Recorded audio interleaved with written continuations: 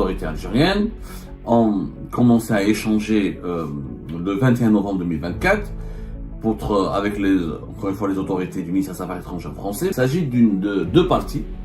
C'est un document en deux parties. La première partie, c'est 54 pages. C'est là où les autorités algériennes sont censées normalement qu'elles fournissent les preuves de l'implication du MAC dans l'assassinat de Jamal Ben Smaïl. Ce document, il a été rédigé par le procureur général près de la cour d'Alger. Celui qui a écrit ce document est aujourd'hui ministre de la Justice. Wallah ya jama'a, نهضر لكم بالعربية.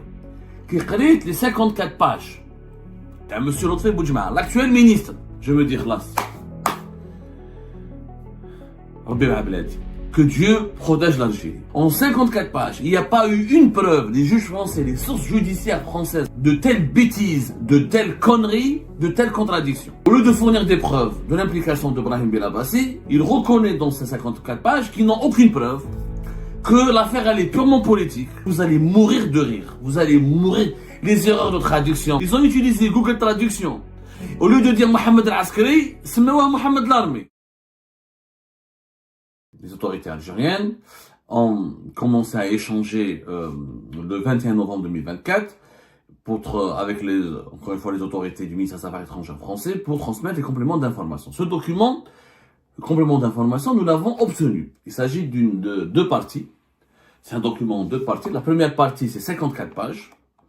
La deuxième partie, c'est 9 pages. La deuxième partie, c'est des jugements qui ont été rendus par défaut par la Cour d'Alger, par le tribunal criminel qui relève de la Cour d'Alger, à l'encontre des responsables des 19 activistes du MAC, qui seraient les véritables assassins de Jamal Ben Smaïl et les instigateurs de ce crime lâche, horrible, barbare, inhumain. Le premier document à 54 pages, c'est là où les autorités algériennes sont censées normalement, ou là, font croire aux autorités judiciaires françaises, qu'elles fournissent les preuves de l'implication du MAC dans l'assassinat de Jamal Ben Smaïl. Ce document, il a été rédigé par le procureur général près de la cour d'Alger. Il a été rédigé le 10 novembre 2024. Il a été préparé avant, il a été transmis aux autorités françaises. Il a été transmis à l'ambassade d'Algérie le 10 novembre 2024. Et l'ambassade d'Algérie l'a transmis aux autorités françaises à partir du 21-22 novembre 2024. Celui qui a écrit ce document est aujourd'hui ministre de la Justice. J'insiste, il faut que vraiment vous écoutez ce que je dis. Celui qui a écrit ce document, c'est monsieur Lotfi Boudjma, qui est depuis ministre de la Justice. Lotfi Boudjma est devenu ministre de la Justice le 18 novembre 2024. C'est-à-dire 8 jours plus tard, après avoir adressé ou terminé le dossier judiciaire qui a été envoyé par l'Algérie à la France pour demander l'extradition du deuxième haut responsable du MAC en vertu de son implication dans le crime atroce de Jamal Ben Smaïl. Donc c'est l'actuel ministre qui a rédigé ce document de 54 pages. C'est le procureur qui l'a adressé aux autorités judiciaires françaises. C'est signé par le procureur général près de la cour d'Alger. Lotfi Boudjma, je rappelle qui est Lotfi Boudjma, c'est un juge algérien extrêmement connu, puisqu'il a démarré sa carrière en 1998, il était juge d'instruction près du tribunal de Souk-Haras, ensuite procureur adjoint, toujours de Souk-Haras également, ensuite il a été procureur de la République de Bessa et Constantine, ensuite il est devenu procureur général de la Cour d'Alger et de Constantine, ensuite il a été nommé directeur général des affaires judiciaires et juridiques au niveau du ministère de la Justice, ensuite il a été, depuis 2023 jusqu'à sa nomination de ministre de la Justice, il était le procureur général près de la Cour d'Alger. C'est le poste le plus prestigieux, le plus influent du système judiciaire algérien, puisque la Cour d'Alger, c'est la capitale, et le procureur général, c'est le pilier de la plus grande cour de justice du pays. Donc, il est censé, ce monsieur, être un expert. Il est censé être un juge, un grand juge. Il est censé être une éminence grise. Il est censé être une lumière dans la maîtrise du droit, et il est censé avoir, normalement, quand les autorités françaises demandent des preuves, il est censé avoir fourni, au moins être capable de formuler l'offre de preuves nécessaire pour que les juges français inculpent Belabassi Ibrahim et l'extradent vers l'Algérie. Le droit, c'est clair, le droit, il y a des principes. Tu m'accuses d'avoir commis un crime, où sont les preuves? Je suis présumé innocent tant que ma culpabilité n'a pas été déterminée. Ensuite, quand les preuves sont représentées, il y a un débat contradictoire. L'accusé se défend, donne des arguments pour se défendre, pour faire valoir son innocence. Et à la fin, les juges décident. C'est ça le droit. Sauf qu'en Algérie, Wallah ya jma'a, نهضر لكم بالعربية. كي قريت les 54 pages تاع monsieur Lotfi Boudjma, l'actuel ministre de la justice, je me dis خلاص. ربي مع بلادي. Que Dieu protège l'Algérie. En 54 pages, les 54 pages, je vais commencer à vous donner des exemples et des extraits. C'est une démonstration de la médiocrité, de la bassesse, de l'immoralité du système judiciaire algérien. En 54 pages, il n'y a pas eu une preuve. Les juges français, les sources judiciaires françaises à qui je me suis adressé pour expertiser ce document et pour avoir leur impression, ils m'ont dit, Abdou Samar, nous n'avons jamais vu un juge ou un ministre de la Justice ou un procureur d'un pays étranger qui nous adresse de telles bêtises, de telles conneries, de telles contradictions. Pour une raison très simple. C'est qu'au lieu de fournir des preuves de l'implication de Brahim Belabassi, le procureur général de la Côte d'Alger, qui est aujourd'hui ministre, Lotfi Boudjma, a exactement fait le contraire. Il reconnaît dans ces 54 pages qu'ils n'ont aucune preuve, que l'affaire elle est purement politique, et il s'appuie sur des éléments, mais d'une idiotie totale. Il se moque des juges français, et c'est une affaire politique, ils n'ont pas de preuves. Ils se donnent, leurs explications, elles font rire. Elles font rire.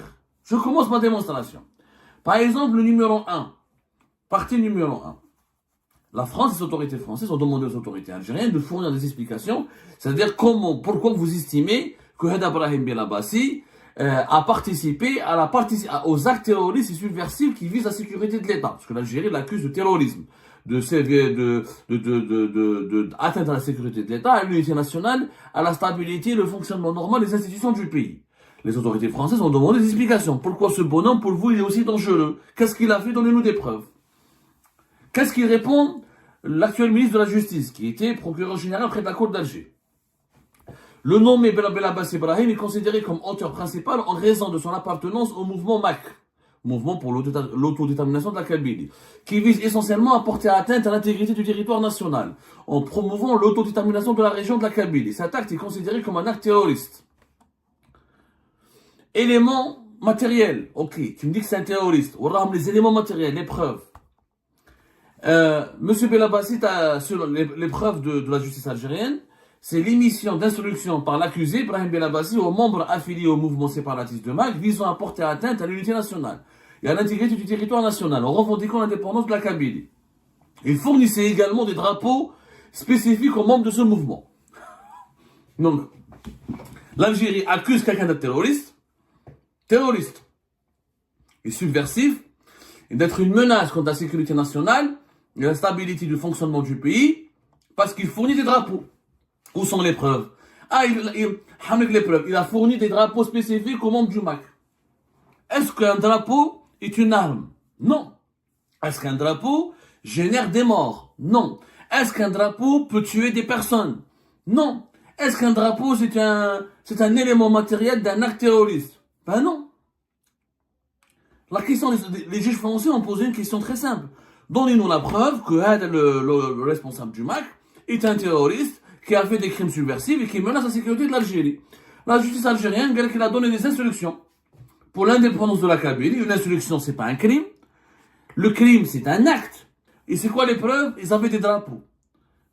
Mais quel juge, ministre de la Justice, il considère que les drapeaux sont une preuve d'acte de terrorisme? C'est du jamais vu. Du jamais vu. Deuxième élément. La France a demandé des preuves qui disent quels sont les éléments matériels que vous avez pour dire que Hada Brahim Belabassi qui vit en France, c'est lui qui a commis ou qui a participé au crime. Parce que l'Algérie l'accuse d'avoir participé au crime de Jamal Ben Smaïl, alors qu'il vivait en France au moment des faits. Qu'est-ce qu'il répond l'actuel ministre de la Justice en Algérie? Qu'est-ce qu'il lui répond? Le nommé Belabassi Brahim a participé à ce crime par incitation, en donnant des instructions aux militants du mouvement MAC pour se rassembler dans la rue de l'Albana Thirathan, prétendant qu'un événement majeur se produirait, qui s'est avéré plus tard le crime odieux dont la victime Jamal Ben Smaïl a été la cible. Donc, la France demande des preuves de la participation de Brahim Ben Abbassi. Les juges français ont demandé des preuves. Le juge algérien, le procureur général après de la Cour d'Alger, Lotfi Boudjma, qui a été Premier ministre, il répond qu'il a participé par l'incitation. Non, mais s'il a incité, c'est qu'il n'a pas participé. La participation à un crime, c'est quoi? C'est qu'il a dû être physiquement près, sur le lieu du crime. Je participe à un crime, ça veut dire j'ai été sur le lieu physique du crime. L'incitation au crime et la participation au crime, c'est deux formulations juridiques totalement différentes. Dans tous les systèmes judiciaires au monde, quand on juge quelqu'un pour incitation à commettre un crime et pour avoir commis un crime, c'est deux degrés différents. Donc il répond, il reconnaît, le juge algérien, il reconnaît au juge français que Axel Ben Abbassi n'a pas été en Algérie, n'a pas commis le crime, il a participé, il a incité. On a les preuves de la citation. Toujours, parce que les autorités françaises, ils sont très cartésiennes.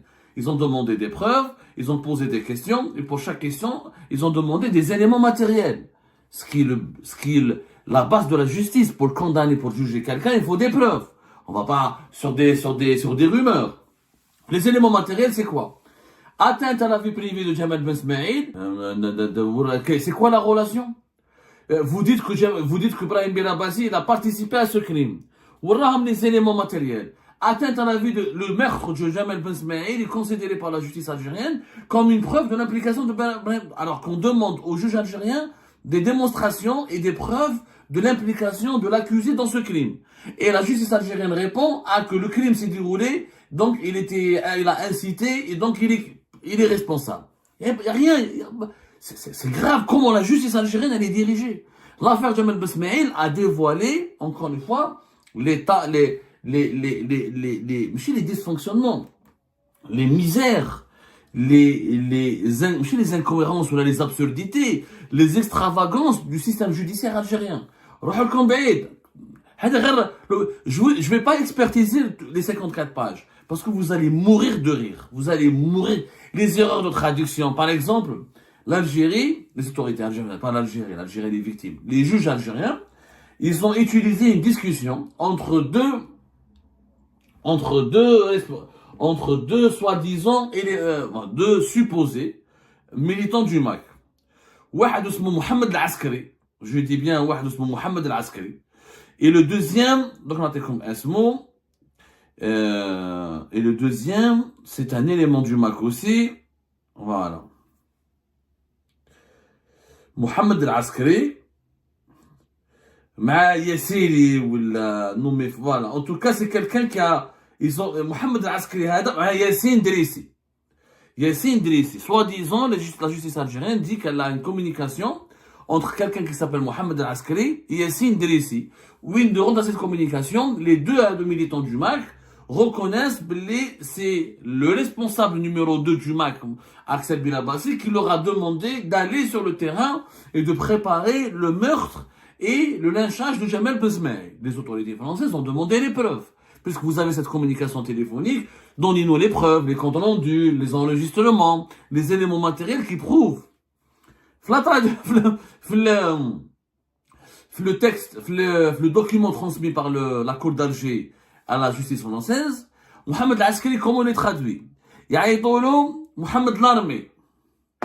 Mohamed l'armée Mohamed. Ils ont utilisé Google Traduction. Au lieu de dire Mohamed Al-Askari, c'est Mohamed l'armée. Haïlik la preuve. Je m'arrête là. Mohamed l'armée. C'est-à-dire que ils n'ont pas recouru à un traducteur assermenté ou à une traduction documentée ou là. C'est Mohamed l'armée. Donc les juges français ont dit mais c'est qui Mohamed l'armée? On peut pas s'appeler Mohamed l'armée. En fait, au lieu de dire Mohamed Al-Askari, il y a Mohamed l'armée. Vous imaginez la honte? Ils sont même pas capables de bien traduire un document. Ces incompétents. Mais يحشموش ويمثلوا الدولة الجزائرية ويتكلموا باسم الشعب الجزائري. C'est grave. Vous n'êtes même pas capable de traduire. Ils sont même pas capables de se relire. La Cour d'Alger, le ministère de la Justice, l'ambassade d'Algérie. Personne n'a lu le ministère des Affaires étrangères algérien. Personne n'a relu ce document. Ils l'ont envoyé comme ça. Ils l'ont expédié aux autorités françaises. Il y a même des erreurs. On ne peut pas s'appeler l'armée Mohammed, on s'appelle Mohammed al-Askari. Cette erreur de traduction, c'est pas une erreur de traduction, c'est une erreur d'amateurisme. C'est un amateurisme consternant. Ce n'est pas normal qu'à l'échelle d'un État comme l'Algérie, on écrive de telles conneries et on commette de telles bêtises lors d'une correspondance officielle adressée à un pays important comme la France.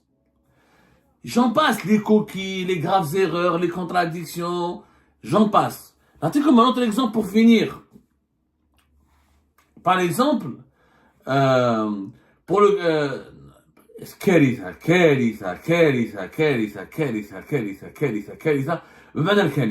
Toujours, l'élément numéro 4. Les autorités françaises ont demandé des explications et des preuves concernant l'accusation de crimes et de complots visant la commission de crimes terroristes. C'est-à-dire, quelles sont les preuves qui démontrent qu'il a qu'il a participé à un complot, que l'accusé, Aksel Bilabassi, a participé à un complot contre la sécurité nationale en Algérie. Il est considéré, la réponse des autorités judiciaires algériennes est la suivante. Il est considéré comme auteur principal en sa qualité de conseiller du chef du mouvement du MAC.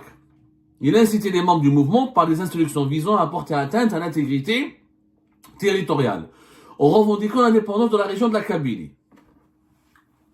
Donc, parce qu'il est l'adjoint de Farhat Mahani, il est coupable. Et encore une fois, on parle que d'incitation. Il n'y a pas de... L'incitation au crime, c'est une chose. Commettre le crime, en est une autre. Tout le document, il est comme ça. Hein. Incitation, il a fait que inciter. C'est parce que tu dis qu'il est incité. Alors pourquoi tu l'accuses de terrorisme? Donc, il n'est pas terroriste, il a fait de l'apologie du terrorisme, il a incité au terrorisme.